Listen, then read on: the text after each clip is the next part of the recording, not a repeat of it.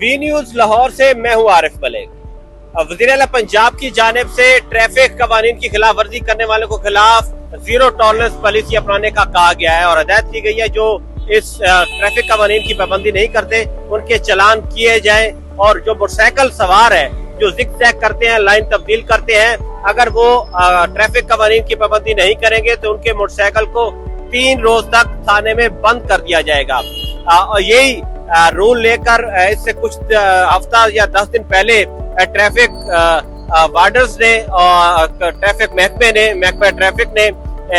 यहाँ पर आगाही मुहिम भी शुरू की थी कि लोग हेलमेट पहने, लाइन की पाबंदी करें और सीट बेल्ट पहने, इशारों की पाबंदी करें। तो इस हवाले से पूरे लाहौर में आगाही मुहिम भी की गई और अब यहाँ पर ट्रैफिक वार्डर्स हर जगह मौजूद है और वो साथ साथ बता रहे हैं जब इशारा बंद होता है तो वो कह रहे हैं कि अपना हेलमेट पहन के रखें, लाइन की तब्दीली ना करें, इशारे तोड़ के आगे ना जाएं। तो ये अब जो तोड़ेगा,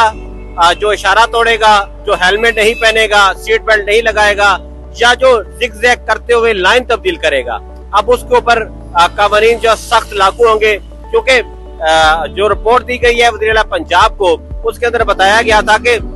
पिछले 6 माह के अंदर 5 लाख से ज्यादा चालान हुए हैं